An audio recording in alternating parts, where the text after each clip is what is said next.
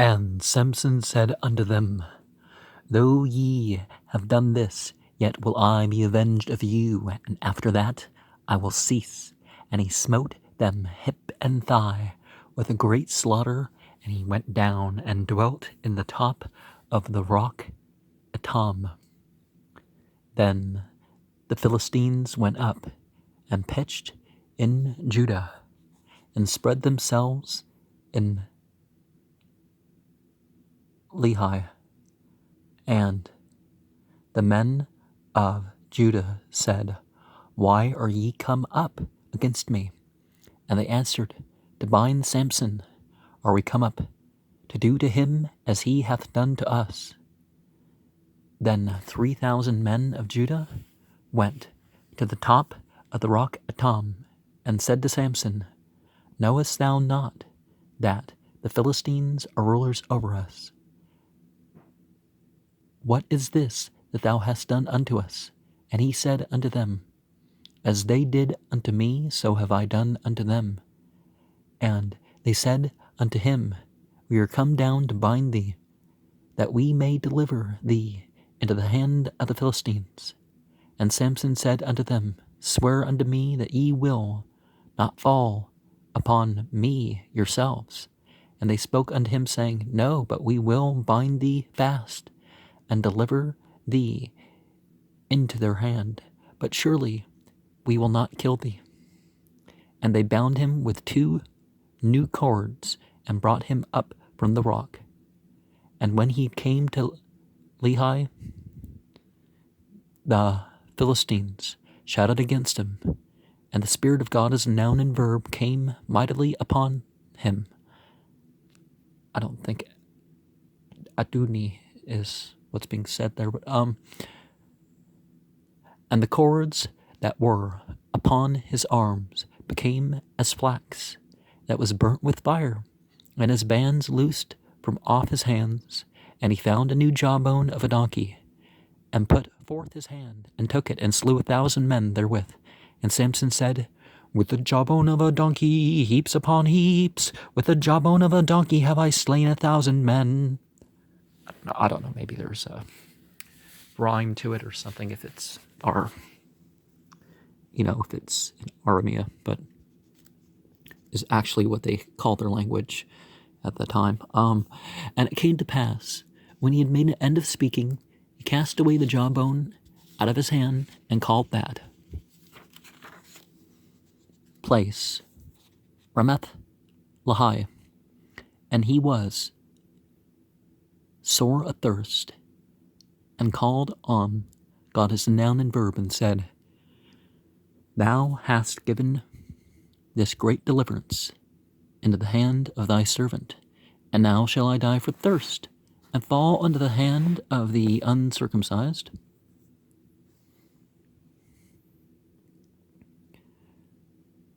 There's really got to be a better, if you have decency and you're not all, see, I'm circumcised like the rest of you, there's got to be a better way of telling people apart than, but God clove a hollow place that was in the jaw, and there came water thereout. And when he had drunk, his spirit came again, and he revived. Wherefore he called the name thereof En-Hakkore, which is in Lehi unto this day. And he judged Israel in the days of the Philistines 20 years. Then went Samson to Gaza, and saw there a harlot, and went in unto her, and was told the Gazites, saying, Samson is come hither. And they compassed him in, and laid wait for him all night in the gate of the city, and were quiet all the night, saying, In the morning, when it is day, we shall kill him. And Samson lay till midnight, and arose at midnight, and took the doors of the gate of the city, and the 2 posts, and went away with them, bar and all, and put them upon his shoulders, and carried them up to the top of a hill that is before Hebron. And it came to pass afterward that he loved a woman in the valley of Sorek, whose name was Delilah. And the lords of the Philistines came up unto her and said unto her, Entice him, and see wherein his great strength lieth, and by what means we may prevail against him, that we may bind him to afflict him. And we will give thee, every one of us, 1,100 pieces of silver. And Delilah said to Samson, Tell me, I pray thee, wherein thy great strength lieth, and wherewith thou mightest be bound to afflict thee. And Samson said unto her, If they bind me with 7 green withs that were never dried, then shall I be weak, and be as another man. Then the Lord of the Philistines brought up to her 7 green withs which had not been dried, and she bound him with them. And there were men lying in the wait, abiding with her in the chamber. And she said unto him, The Philistines be upon thee, Samson. And he broke the withs as a thread of tow is broken when it touches the fire, so his strength was not known.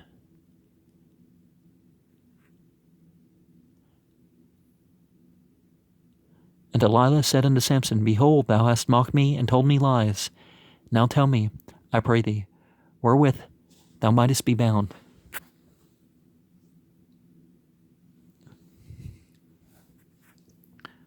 Which, at this point, he knows right well that he should never tell her such things, because I tell you how I will come weak, and you bind me and call in my enemies. And he said unto her, If they bind me fast with new ropes that never were occupied, then shall I be weak, and be as another man.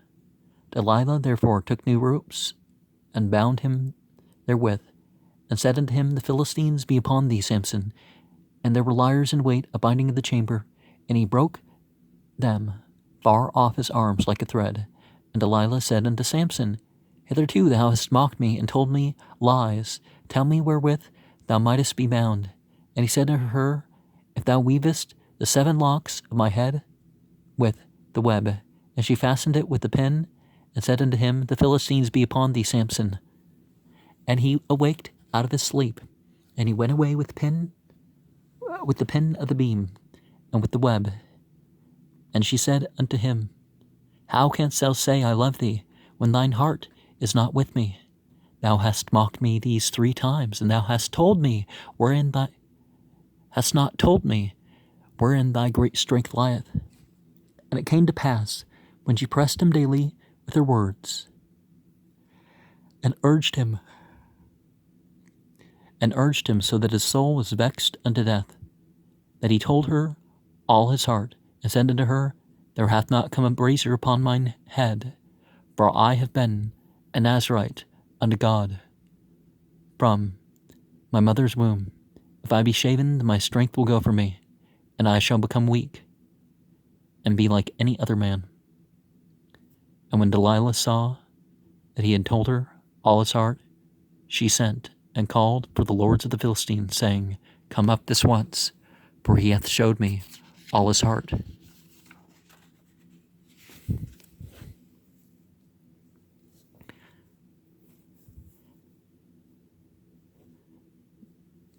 It teaches you to be careful with your emotions, doesn't it?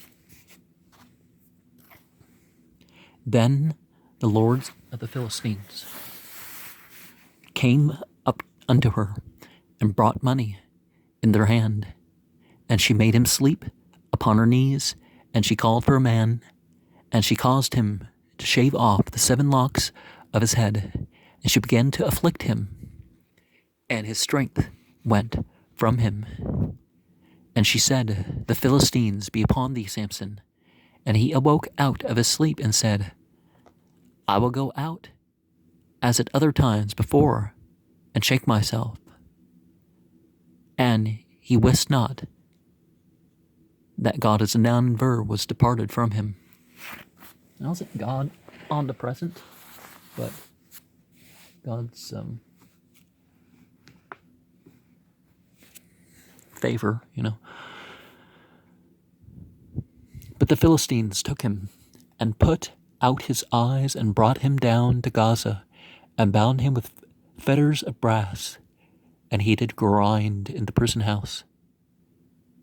Grain. Howbeit, the hair of his head began to grow again after he was shaven. Then the lords of the Philistines gathered them together for to offer great sacrifice unto Dagon, whom they considered to be their God, and to rejoice. For they said, Our God hath delivered Samson, our enemy, unto our hand.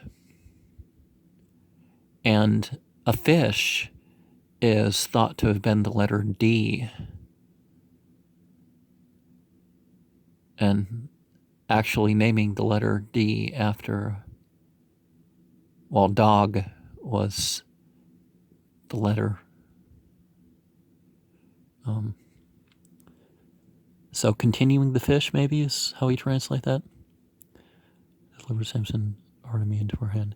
And when the people saw him, they praised their entity, for they said, Our God hath delivered into our hands our enemy, and the destroyer of our country, which slew many of us.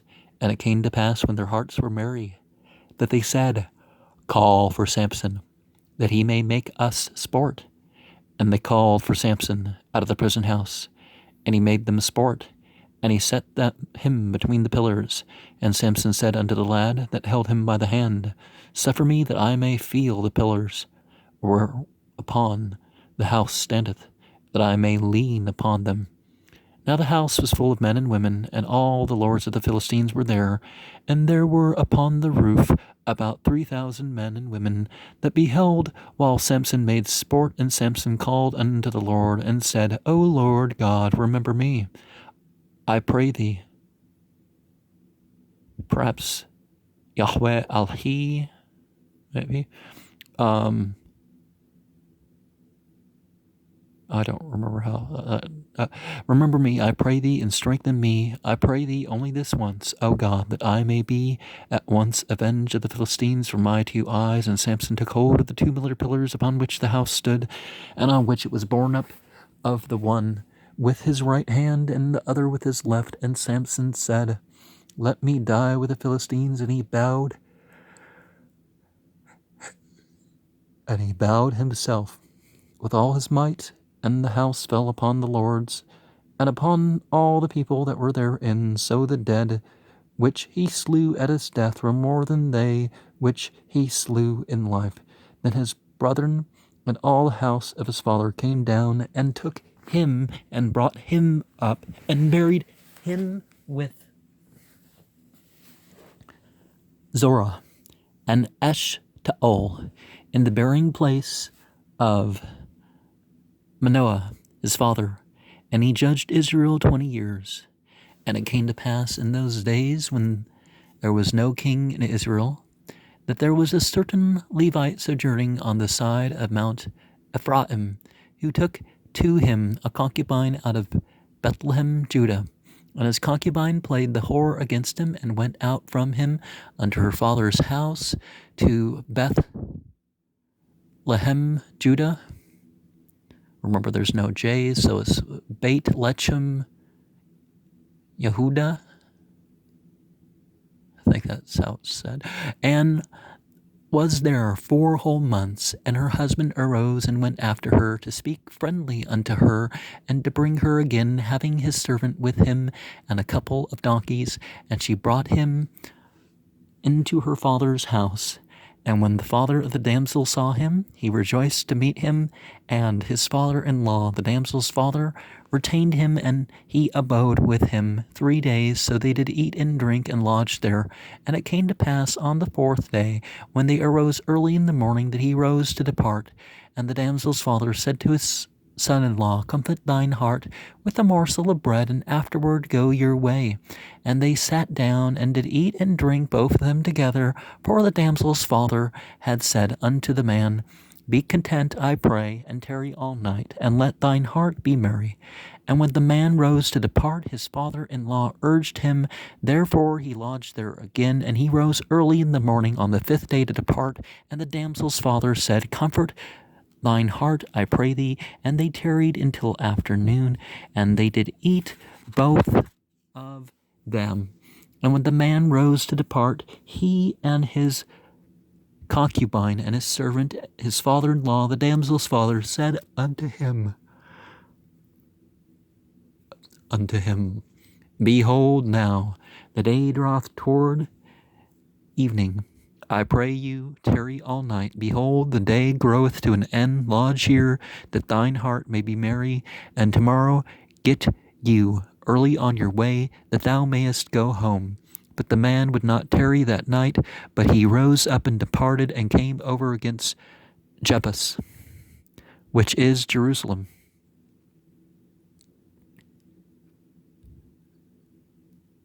Well, that's a sheen. And so is that a sheen too? Is it Yabush? Kind of reminds you of what the Mobus of Nostradamus, doesn't it? Which is Jerusalem. And there were with him 2 donkeys saddled. His concubine was also with him. And when they were by Jebus, the day was far spent, and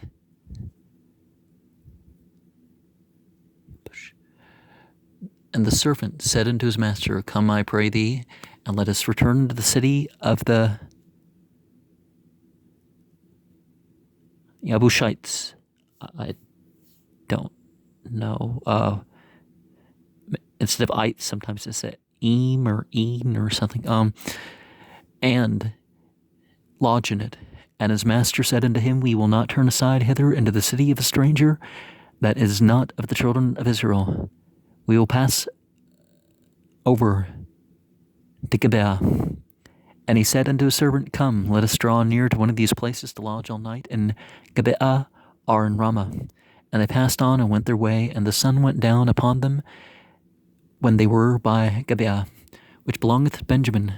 And they turned aside thither to go in and to lodge in Gibeah. And when he went in, he set him down in the street of the city, for there was no man that took him unto his house to lodging. And behold, there came an old man from his work out of the field at even, which is also of Mount Ephraim. And so he sojourned in Gibeah. But the men of the place were Benjamites.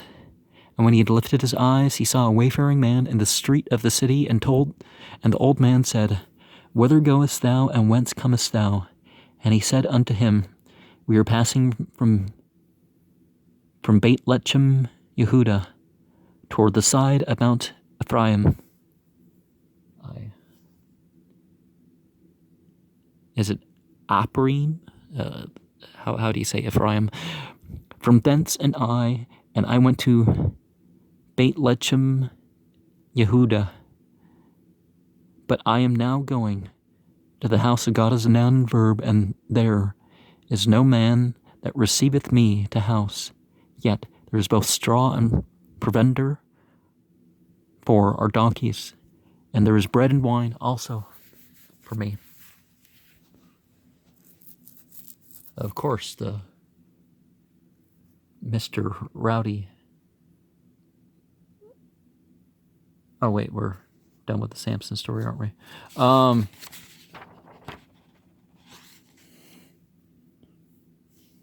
Okay, that's different.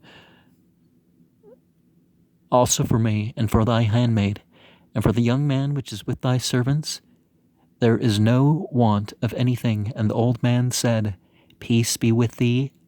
Howsoever, let all thy wants lie upon me. Only lodge not in the street. So we brought him unto his house, and gave provender unto the donkeys, and they washed their feet, and did eat and drink. Now as they were making their hearts merry, behold, the men of the city, certain sons of Belial, beset the house round about, and beat the door, and spoke to the master of the house, the old man, saying, Bring forth the man that came unto thine house, that we may know him. And the man, the master of the house, went unto them and said unto them, Nay, my brethren, nay, I pray you, do not so wickedly, seeing that this man is come into mine house. Do not this folly. Behold, here is my daughter, a maiden, and his concubine.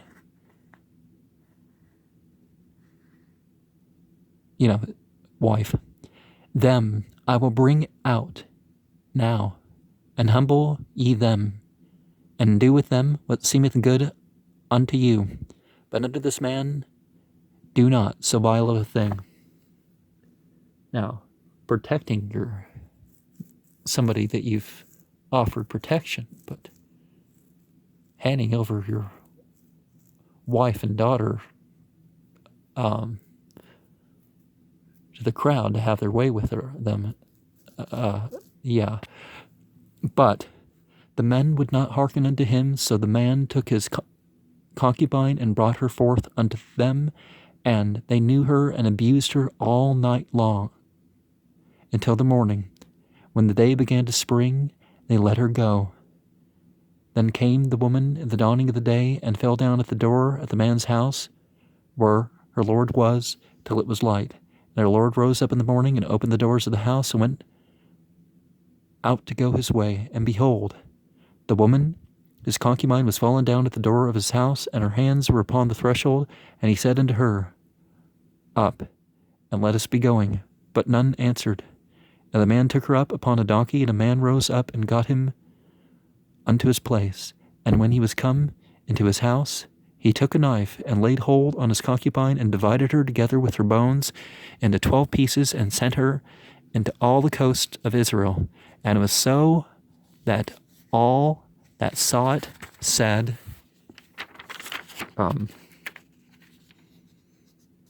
there was no such deed done nor seen from the day that the children of Israel came up out of the land of Egypt unto this day. Consider it, take advice, and speak your minds. So what's the context of the way that was phrased? Because sacrifice unto the divisions of your nation, and the rest of it. Yeah, that's some messed up stuff right there.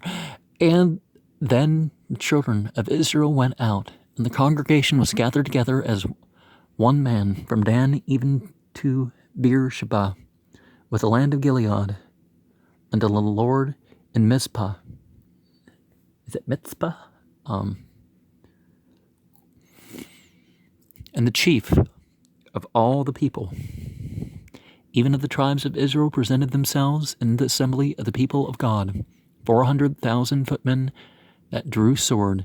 Now the children of Benjamin heard that the children of Israel were gone up to Mizpah. But then said the children of Israel, Tell us, how was this wickedness? And the Levite, the husband of the woman that was slain, answered and said, Oh, so he was a priest. So it really was an official human sacrifice. I came into Gibeah, that belongeth to Benjamin. I and my concubine to lodge. And the men of Gibeah rose against me, and beset the house round about me by night, and thought to have slain me. And my concubine they have forced, that she is dead. And I took my concubine, and cut her to pieces, and sent her throughout all the country of the inheritance of Israel. For they have committed lewdness and folly in Israel. Behold, ye are all children of Israel. Give here your advice and counsel.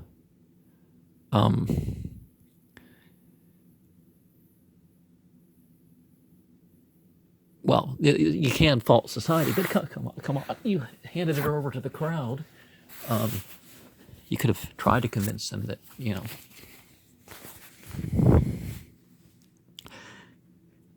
And all the people arose as one man, saying, We will not any of us go to his tent, neither will any of us return into his house. But now This shall be the thing which we will do to Gibeah. We will go up by lot against it, and we will take 10 men of 100 throughout all the tribes of Israel, and 100 of 1,000, at 1,000 out of 10,000, to fetch victual for the people, that they may do when they come to Gibeah of Benjamin, according to all the folly that they have wrought in Israel. Well, if this is some sort of defensive or bring back safety or something sort of war, there's limits of what you should be doing to the enemy. At the very least, because then certain soldiers are going to get a taste for it and repeat it. So all the men of Israel were gathered against the city, knit together as one man, and the tribes of Israel sent men throughout all the tribes of Benjamin, saying, What wickedness is this that is done among you? Now therefore deliver us the men, the children of Belial, which are in Gibeah, that we may put them to death, and put away evil from Israel. But the children of Benjamin would not hearken to the voice of their brethren, the children of Israel. But the children of Benjamin gathered themselves together out of the cities unto Gibeah, to go out to battle against the children of Israel. And the children of Benjamin were numbered at that time out of the cities 26,000 men that drew sword, beside the inhabitants of Gibeah, which were numbered 700 chosen men. Among all this people there were 700 chosen men, left-handed. Every one could sling stones at a hairbreadth and not miss. And the men of Israel beside Benjamin numbered 400,000 men that drew sword. All these were men of war. And the children of Israel arose and went up to the house of God, asked counsel of God, and said, Which of us shall go up first to the battle against the children of Benjamin?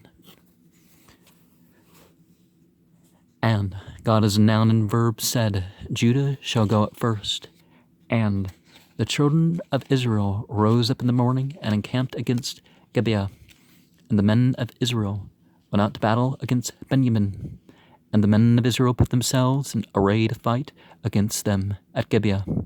And the children of Benjamin came forth out of Gibeah, and destroyed down to the ground of the Israelites that day 22,000 men. And the people of Israel encouraged themselves, and set their battle again in array in the place where they put themselves in array the first day. And the children of Israel went up and wept before God as noun and verb until even, and asked counsel of God as noun and verb, saying, Shall I go up again to battle against the children of Benjamin, my brother? And the Lord said, Go up against him. And the children of Israel came near the children of Benjamin the second day, and Benjamin went forth against them out of Gibeah the second day, and destroyed down to the ground of the children of Israel again 18,000 men. All of them drew the sword. Then all the children of Israel and all the people went up and came into the house of God and wept and sat there before the Lord and fasted that day until even, and offered burnt offerings and peace offerings before God as noun and verb. And the children of Israel inquired of God as a noun and verb, for the ark of the covenant of God was there in those days. And Phinehas, the son of Eleazar, the son of Aaron, stood before it in those days, saying, Shall I yet again go out to battle against the children of Benjamin my brother, or shall I cease?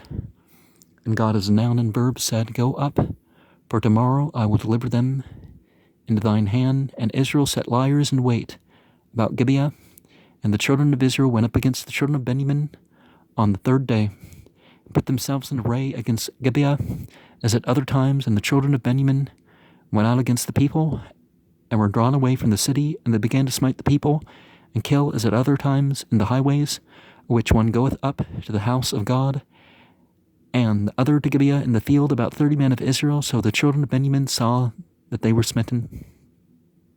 For the men of Israel gave place to the Benjamites, because they trusted unto the liers in wait, which they had set beside Gibeah. And the liers in wait hastened and rushed upon Gibeah, and the liers in wait drew themselves along, and smote all the city with the edge of the sword. Now there was an appointed sign between the men of Israel and the liers in wait, that they should make a great flame with smoke rise up out of the city. But when the flame began to rise out of the city with a pillar of smoke, the Benjamites looked behind them, and behold, the flame of the city ascended up into heaven. And when the men of Israel turned again, the men of Benjamin were amazed, for they saw that evil was come upon them.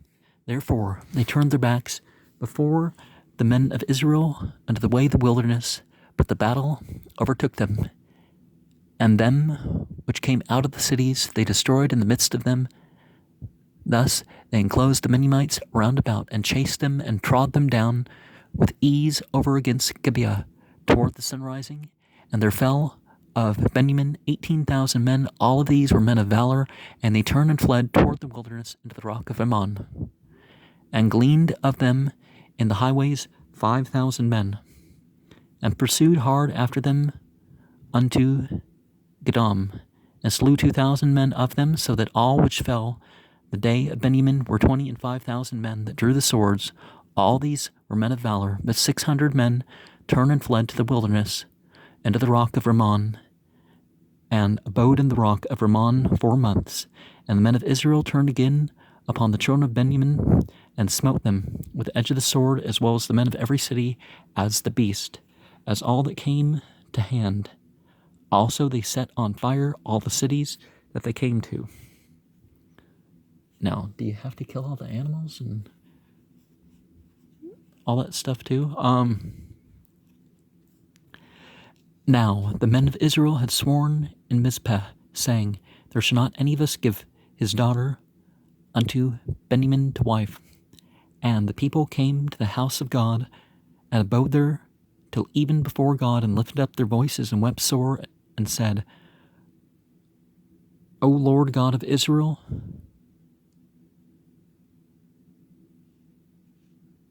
why is this come to pass in Israel, that there should be today one tribe lacking in Israel? And the people repented them for Benjamin, because that God as noun and verb had made a breach in the tribes of Israel. Then the elders of the congregation said, how shall we do for wives for them that remain, seeing the women are destroyed out of Benjamin? And they said, there must be an inheritance for them that escaped out of Benjamin, that a tribe be not destroyed out of Israel. Howbeit that we may not give them